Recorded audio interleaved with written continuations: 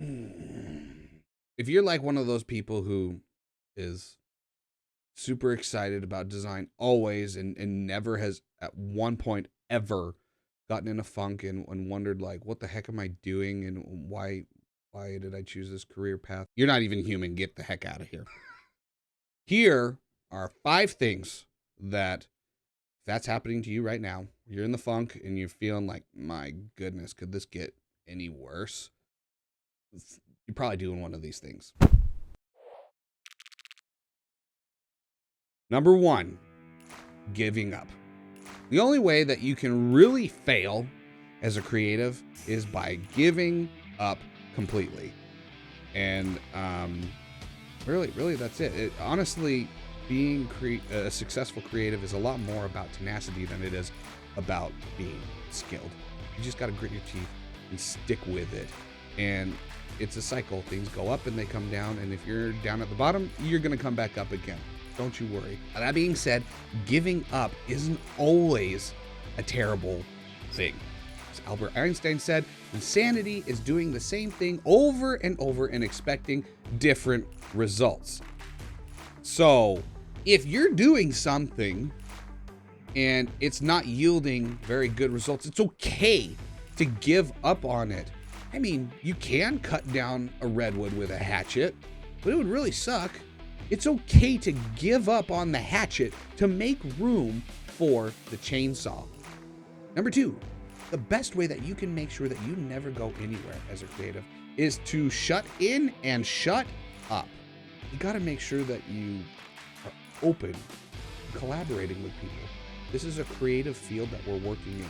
So we need to be able to pull inspiration from all kinds of different sources. And as much as I'd like to say that I get all of my inspiration from some secret place in the back of my brain, really most of the time I'm finding inspiration in something someone else has done or something someone else has said, and then I just twist that just a bit to be more meaningful and apply to the specific goal that I have in mind.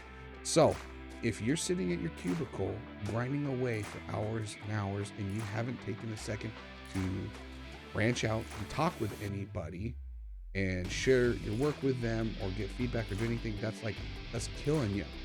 You can't do that. Number 3 killer of creatives is grinding. I know we've kind of got this culture of showing up to work with bloodshot eyes, downing a gallon of coffee, all in the name of finding success and getting the job done. Okay, that's gonna happen sometimes. We're gonna all pull some all-nighters every once in a while, but if you're doing it all the freaking time, you need to pump the brakes for a second and realize that you're gonna get burnt out completely, and it's gonna make it so that you can't come up with effective solutions for your clients, for your boss, for the company. You'll do better design work when you're in a more healthy mental state. So, grinding away is another killer of creative careers. Now that we've adopted the alliteration, I'll say the number 4 thing that is going to kill your creative career is taking everything personally. You have to be able to disassociate yourself from your work. Because honestly, if somebody's giving you feedback, and even if it's kind of harsh, you have to realize that it's not you they're talking about. They're not saying you suck. Your design work is terrible. And if they are like wording it just like that, then the jerks. Because truthfully, what you produce as a designer doesn't somehow indicate your potential as a creative. What we're trying to do as designers is somehow become mind readers, where we are looking for solutions that are somehow out in the fog, and we're trying to bring them into the light. And if you haven't brought the solution to the light and captured it in whatever medium you're working on, it's because you just haven't found it yet. So have the confidence to realize that if you get bad feedback on something, it doesn't mean you're a bad designer. It just means you haven't found out the right solution yet, and you need to keep digging and keep pushing for it. Number 5 killer of creative careers is not putting yourself out there at all. If you haven't taken time to put yourself out there, how can you be memorable to people?